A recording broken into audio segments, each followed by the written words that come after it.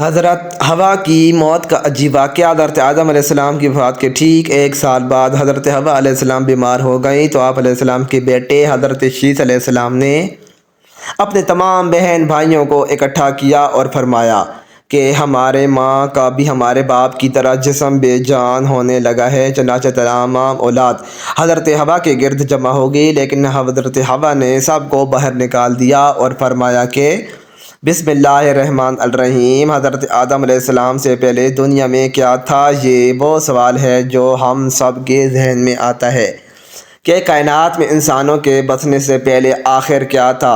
ایک صحابی نے حضور صلی اللہ تعالیٰ علیہ وآلہ وسلم سے سوال کیا کہ اے اللہ کے رسول صلی اللہ علیہ وآلہ وسلم، زمین اور آسمان کو پیدا کرنے سے پہلے ہمارا پروردگار کہاں تھا؟ آپ صلی اللہ علیہ وآلہ وسلم نے فرمایا کہ تب اللہ کے سوا اور کچھ نہیں تھا، پھر اس نے پانی پر اپنا عرش بنایا، گویا یہ اس کائنات کی ابتدا تھی۔ پھر اس نے قلم کو پیدا کیا اور اس کو حکم دیا کہ لکھ، اور قلم نے اللہ تعالیٰ کے حکم اور اس کے علم سے قیامت تک ہونے والے سب کچھ لوح محفوظ میں لکھ دیا۔ اس کے بعد آسمان اور زمین کی 6 دن میں تخلیق کی گئی۔ یمن سے آئے ہوئے ایک وفد نے حضور صلی اللہ علیہ وآلہ وسلم سے کہا کہ ہم آپ سے دین کی سمجھ اور قلم کی ابتدا جاننے کے لیے آئے ہیں۔ تو آپ صلی اللہ علیہ وآلہ وسلم نے فرمایا، جس کا مفہوم یہ ہے کہ سب سے پہلے صرف اللہ تھا، اس کا عرش پانی پر تھا، پھر اس نے قلم پیدا کیا، اس قلم نے لوح محفوظ پر قیامت تک ہونے والے تمام واقعات لکھ دیے، پھر آسمان اور زمین کو پیدا کیا گیا۔ اس کی جو ترتیب ہمیں روایات سے پتہ چلتی ہے وہ کچھ یوں ہے کہ اللہ تعالیٰ نے ہفتے کے دن یعنی زمین کو پیدا کیا۔ جب اللہ نے زمین بنائی تو وہ کانپنے لگی، پھر اللہ نے اتوار کو اس میں پہاڑ بنائے زمین کو سہارا دینے کے لیے، ایسے جیسے اس میں کیل ٹھونک دیے، اس سے زمین ساکن ہو گئی۔ پیر کے دن اس میں درخت اگائے، منگل کے دن تکالیف، مصیبتیں، جراثیم اور بیماریاں بنائیں، بدھ کے دن نور کو پیدا فرمایا، جمعرات کو زمین میں چوپائے بنائے اور انہیں زمین پر پھیلا دیا، اور پھر جمعہ کے دن کی آخری گھڑیوں میں یعنی عصر کے بعد آدم علیہ السلام کو پیدا فرمایا۔ گویا اللہ تعالیٰ نے انسان کی پیدائش سے پہلے اس کی آسائشوں کے لیے زمین اور اس پر ضرورت کی تمام اشیاء پیدا فرما دی تھی، یعنی مخلوق کی ابتدا میں آخری نمبر پر انسان کو پیدا کیا گیا، اور نسل انسانی میں سب سے پہلی تخلیق حضرت آدم علیہ السلام کی تھی۔ وہ تمام انسانوں کے باپ ہیں۔ انسانوں کی پیدائش سے پہلے فرشتوں اور جنوں کی تخلیق بھی ہو چکی تھی۔ فرشتے اللہ تعالیٰ کی وہ مخلوق ہیں جن کا سر ٹھکانہ آسمان ہے، اور وہ زمین والوں کے لیے استغفار کرتے ہیں۔ فرشتوں کو نور سے پیدا کیا گیا، جبکہ جنوں کی پیدائش آگ سے کی گئی، اور انسانوں کی تخلیق مٹی سے ہوئی۔ ابلیس جو کہ شیطان تھا وہ بھی فرشتوں میں سے نہیں بلکہ جنوں میں سے تھا، اور اس کی تخلیق بھی آگ سے کی گئی۔ کچھ روایات سے پتہ چلتا ہے کہ آدم علیہ السلام سے 2000 سال پہلے جنات پیدا کیے گئے، اور جب وہ فتنہ فساد میں حد سے آگے بڑھ گئے تو اللہ تعالیٰ نے ان کی طرف فرشتوں کا ایک لشکر بھیجا۔ اس میں خوب مارکہ آرائی ہوئی، اور اس میں فرشتوں نے جنوں کو تہس نہس کر دیا، اور وہ سمندروں کی جزیروں میں پناہ لینے پر مجبور ہو گئے، اور آج تک ان کے رہنے کی جگہ یہی جزیرے ہیں۔ ابلیس یعنی شیطان جو کہ جنات کا سردار ہے، اس کا ایک تخت ہے، اور وہ تخت پانی پر ہے۔ ابلیس کا اصل نام عزازیل تھا، اور اس کی نافرمانی کے بعد اس سے ابلیس کا نام دیا گیا۔ ابلیس کا وہ تخت حقیقتاً کس جگہ پر قائم ہے یہ ہم نہیں جانتے۔ خیر، جب اللہ تعالیٰ نے زمین کو انسانوں کے ذریعے آباد کرنا چاہا تو انسان کی تخلیق فرمائی، کیونکہ جنوں میں انسانوں جتنی فہم و فراست نہیں تھی۔ کہا جاتا ہے کہ جنوں میں سب سے زیادہ علم رکھنے والا جن انسانوں میں سے ایک 10 سال بچے کے برابر عقل رکھتا ہے۔ اللہ نے انسان کی تخلیق کر کے اس کی روح پونکی، پھر اللہ نے فرشتوں سے فرمایا کہ میں زمین پر اپنا نائب بنانے والا ہوں۔ فرشتوں نے اللہ سے پوچھا کہ ایسی مخلوق کو کیوں پیدا کرتا ہے جو زمین پر فساد برپا کرے اور خون بہے، اور ہم ہر وقت تیری تعریف اور پاکیزگی بیان کرتے ہیں۔ جس پر اللہ تبارک تعالیٰ نے فرمایا، جو کچھ میں جانتا ہوں وہ تم نہیں جانتے۔ فرشتوں کے اس سوال کے 2 مقاصد تھے۔ پہلا یہ کہ کیا یہ بھی جنوں کی طرح زمین پر فساد کریں گے، اور دوسرا یہ کہا کہ ہم سے تیری عبادت میں کوئی کوتاہی ہوئی ہے۔ بہرحال جب اللہ تعالیٰ نے حضرت آدم علیہ السلام کو پیدا کیا تو زمین سے مٹی لانے کا حکم دیا۔ پھر اللہ تعالیٰ کے پاس اس کے حکم کے مطابق مٹی لائی گئی۔ وہ مٹی اللہ تعالیٰ نے پوری زمین سے اٹھوائی تھی۔ یہی وجہ ہے کہ حضرت آدم علیہ السلام کی اولاد زمین کے رنگ کے مطابق ہی ظاہر ہوئی تھی، بعض سرخ، بعض سفید، بعض سیاہ اور بعض اس کے درمیان۔ اس مٹی کو پانی سے طاہر کیا گیا تو یہ 3 دن بن گئی۔ قرآن مجید میں بعض جگہ انسان کی تخلیق کے لیے تراب کا لفظ آیا ہے، یعنی کہ خشک مٹی، اور بعض دفعہ طین کا لفظ آیا ہے جو کہ بھیگی ہوئی یا تر مٹی کو کہتے ہیں۔ جب پانی کو مٹی سے بھگویا گیا تو وہ لیسدار ہونا شروع ہو گئی۔ پھر اللہ تعالیٰ نے خود اپنے مبارک ہاتھوں سے اس مٹی سے انسان کا ڈھانچہ تیار فرمایا۔ اللہ تعالیٰ نے انسان کی تخلیق فرشتوں کے سپرد نہیں کی، بلکہ انسان کو خود ایک مورتی کی صورت میں ڈھالا۔ اس کے بعد ایک مقررہ مدت تک اس کو چھوڑے رکھا، جہاں تک کہ وہ گیلی مٹی خشک ہو گئی اور اس کا رنگ سیاہ ہو گیا اور اس میں سے بدبو آنے لگی۔ پھر وہ خشک ہو کے کھنکھناتی مٹی بن گئی اور آخر میں آگ پر پکی ہوئی مٹی کی صورت اختیار کر گئی، جسے قرآن پاک میں خار کہا گیا ہے۔ اس مٹی کے لیے اور بھی کچھ الفاظ قرآن مجید میں ملتے ہیں، مثلا ہمایوں یعنی سیاہ مٹی، مسنون یعنی بدبودار مٹی، سلسال یعنی کھنکھنا کر بولنے والی مٹی۔ تخلیق آدم اللہ تعالیٰ کا ایک کرشمہ ہے۔ انسانوں کو ایک بہترین شکل عطا کی گئی۔ اس وقت انسان کا قد بہت لمبا تھا اور ان کے بعد آنے والے لوگوں کے قد گھٹتے چلے گئے۔ انسانوں میں سب سے ایک لمبا قد حضرت آدم علیہ السلام کا تھا۔ ایک روایت میں حضرت آدم علیہ السلام کا قد 60 ہاتھ بیان کیا گیا ہے۔ بہرحال جب اللہ تعالیٰ نے انسان کا ڈھانچہ بنا کر اسے خشک ہونے کے لیے ایک مقررہ مدت تک چھوڑے رکھا تو ابلیس یعنی شیطان اس کے ارد گرد چکر کاٹنے لگا اور وہ ڈھانچے کو ٹھوکر مارتا تو اس میں سے ایسی آواز آتی جیسے خالی مٹکے سے آتی ہے۔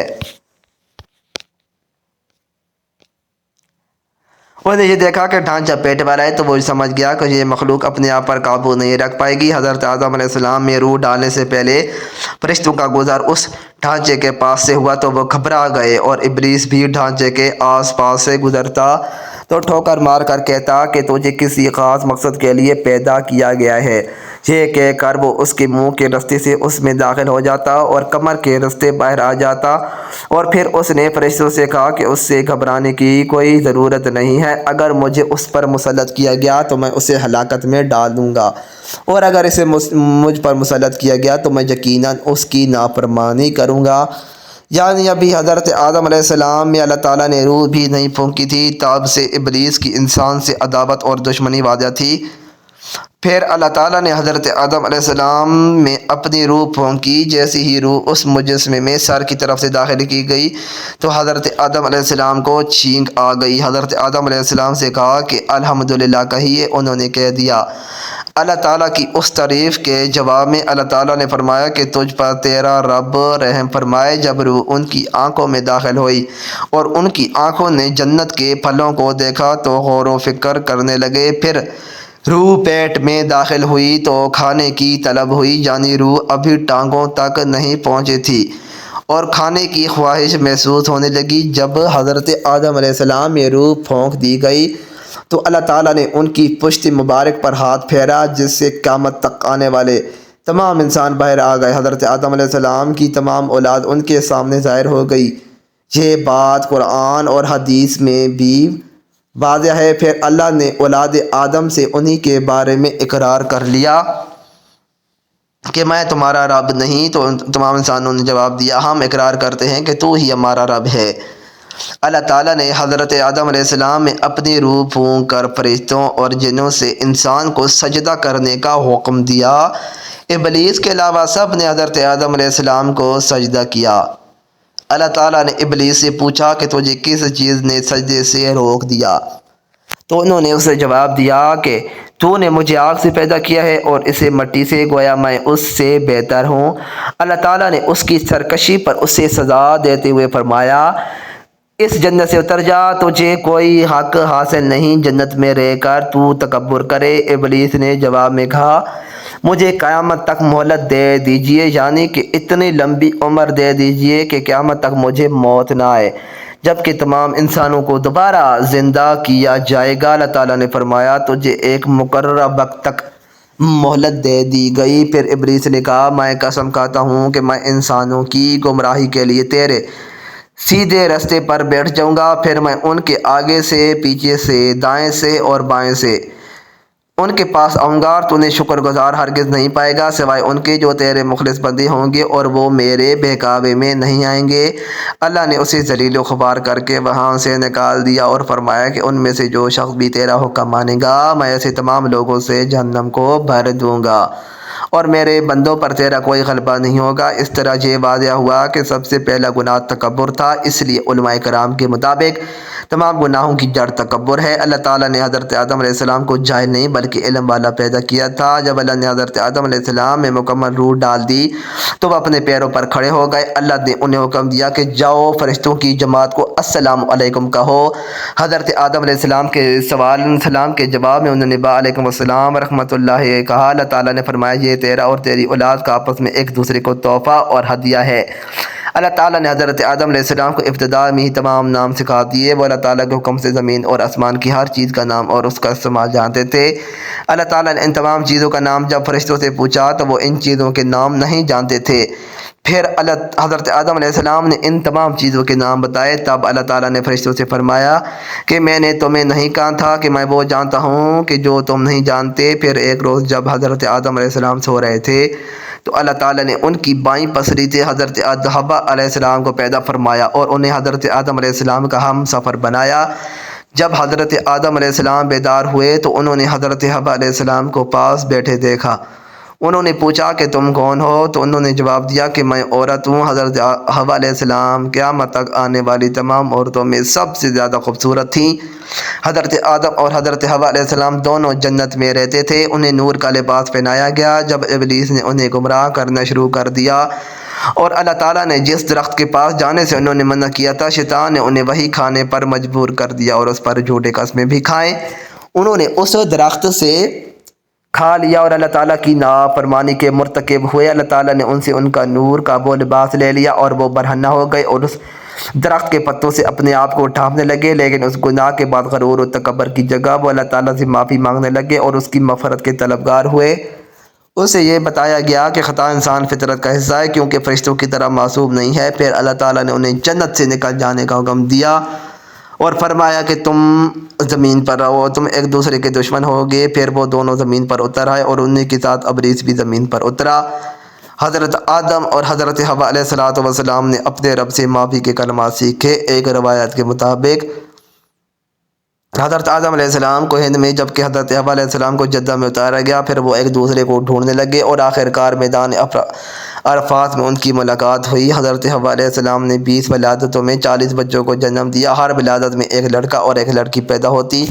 سب سے پہلا جوڑا قابیل اور ان کی بہن قابیل کا تھا۔ اس طرح زمین پر نسل انسانی کی افزائش شروع ہو گئی۔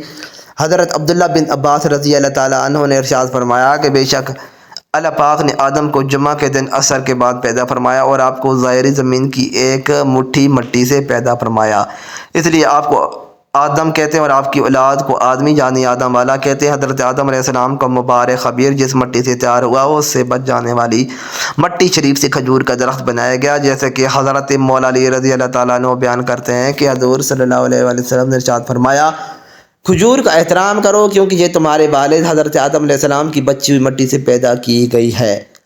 اللہ پاک نے حضرت آدم علیہ السلام کو بغیر ماں باپ کے مٹی کی پیدا فرمایا۔ اللہ پاک نے حضرت آدم علیہ السلام سے حضرت بی بی حوا کو پیدا فرمایا۔ حضرت حوا علیہ السلام سے ان کی طرف دست محبت بڑھانے کا ارادہ کیا تو فرشتوں نے عرض کی اے آدم ٹھہر جائیں، پہلے ان کا مہر ادا کریں۔ حضرت آدم علیہ السلام نے فرمایا ان کا مہر کیا ہے؟ فرشتوں نے عرض کی ان کا مہر یہ ہے کہ آپ ہمارے سردار محمد مصطفیٰ صلی اللہ تعالیٰ علیہ وآلہ وسلم پر 3 یا 10 مرتبہ درود پاک پڑھیں۔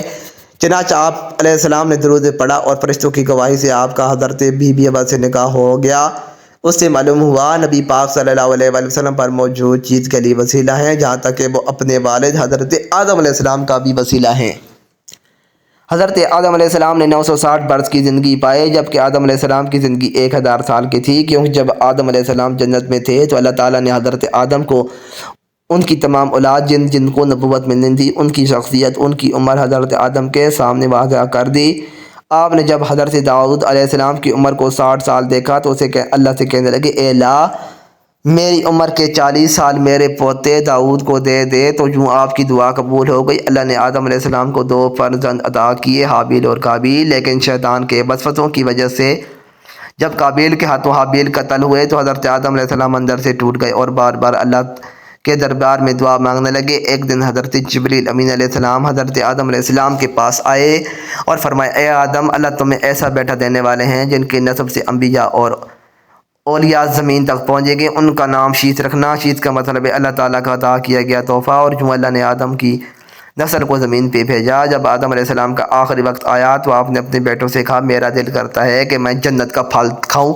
آپ کے بیٹے زمین پر جنت کے پھل ڈھونڈنے لگے۔ اچانک سے ان کو فرشتے ملے اور کہنے لگے، اے بنی آدم کہاں جا رہے ہو؟ انہوں نے کہا، ہم اپنے بابا کے لیے جنت کا پھل ڈھونڈ رہے ہیں۔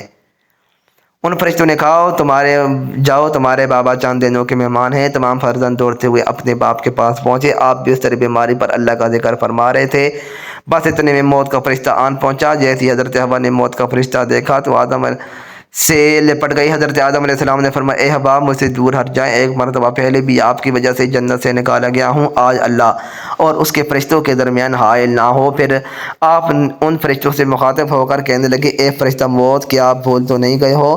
میں نے اللہ سے سنا تھا کہ میری عمر 1000 سال کی ہے، ابھی تو مجھے 960 برس ہوئے ہیں۔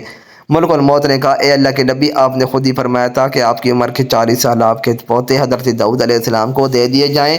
پس حضرت آدم علیہ السلام کی روح قبض کی گئی، آپ کو غسل فرشتوں نے دیا اور جنت کی خوشبو آپ کے جسم مبارک کو لگائی گئی۔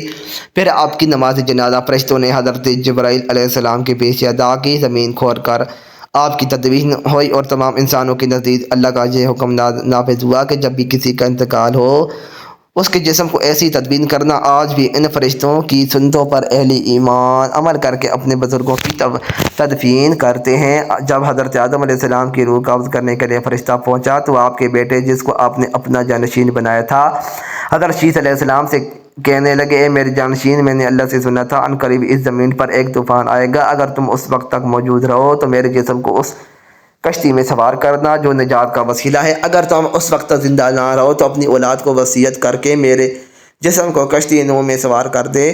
تاریخ میں لکھا ہے، جب طوفان نوح آیا، حضرت نوح علیہ السلام نے اپنی کشتی میں حضرت آدم اور حضرت حوا کے جسم مبارک کو سوار کیا اور بیت المقدس یا عراق میں اس جگہ تدفین کی جہاں انہوں نے اپنی قبر بنائی۔ آدم علیہ السلام کے وفات کے ٹھیک 1 سال بعد حضرت حوا علیہ السلام بیمار ہو گئیں تو آپ علیہ السلام کے بیٹے حضرت شیث علیہ السلام نے اپنے تمام بہن بھائیوں کو اکٹھا کیا اور فرمایا کہ ہماری ماں کا بھی ہمارے باپ کی طرح جسم بے جان ہونے لگا ہے۔ چنانچہ تمام اولاد حضرت حوا کے گرد جمع ہو گئی، لیکن حضرت حوا نے سب کو باہر نکال دیا اور فرمایا کہ ابھی باہر جاؤ، مجھے فرشتوں سے ملنے دو، جب میری روح پرواز کر جائے تو اندر آ جانا۔